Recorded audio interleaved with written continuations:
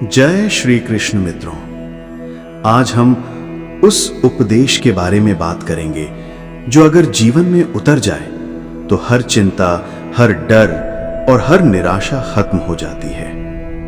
वो है कर्म पर अधिकार, फल पर नहीं।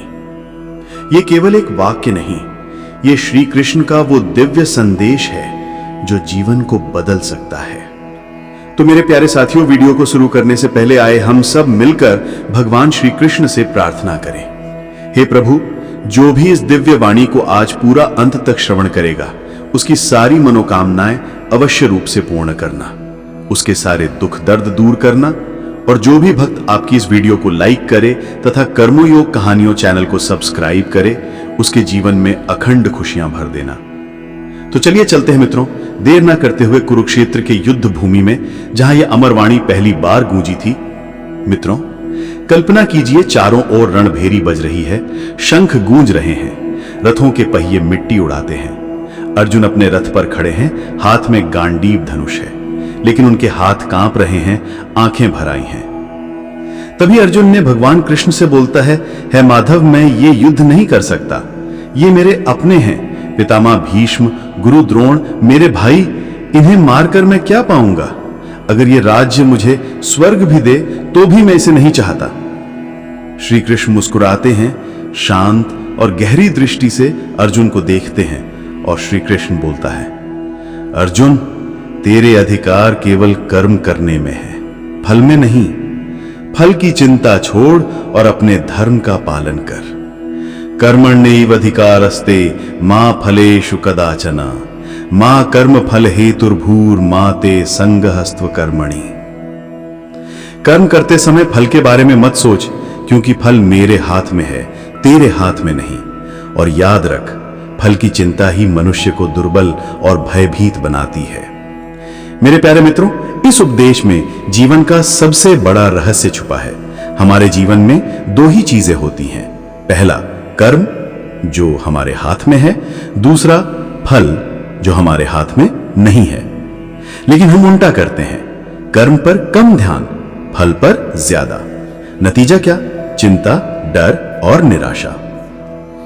श्री कृष्ण कहते हैं, तेरा कर्तव्य है कर्म करना, बाकी मैं देख लूंगा। यही भाव हमें तनाव से मुक्त करता है और शांति देता है। मित्रों, उदाहरण स्वरूप कहानी सुनो।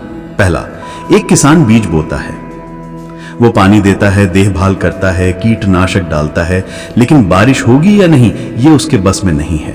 अगर वो फल की चिंता में बैठ जाए तो खेती ही ना हो पाए, इसलिए वो सिर्फ अपना काम करता है और बाकी प्रकृति पर छोड़ देता है।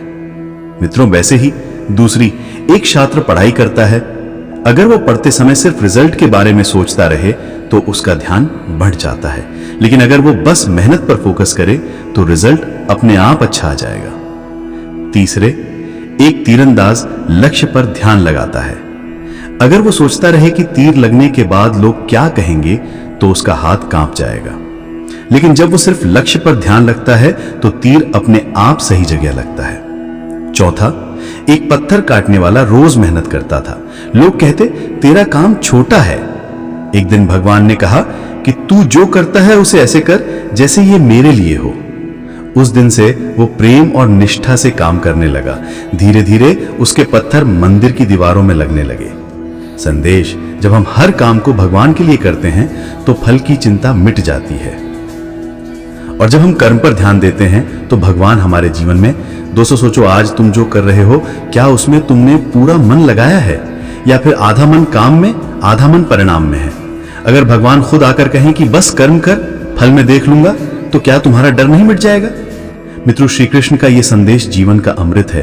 कर्म पूजा है, फल प्रसाद है, भगवान न्याय करते हैं। जब हम ये समझ लेते हैं तो हर काम आनंदमय हो जाता है। मित्रों, जीवन छोटा है लेकिन चिंताओं से और भी छोटा हो जाता है। इसलिए फल की चिंता छोड़ो, कर्म करो और विश्वास रखो कि जो होगा अच्छा होगा। जय श्री कृष्ण। राधे राधे मित्रों।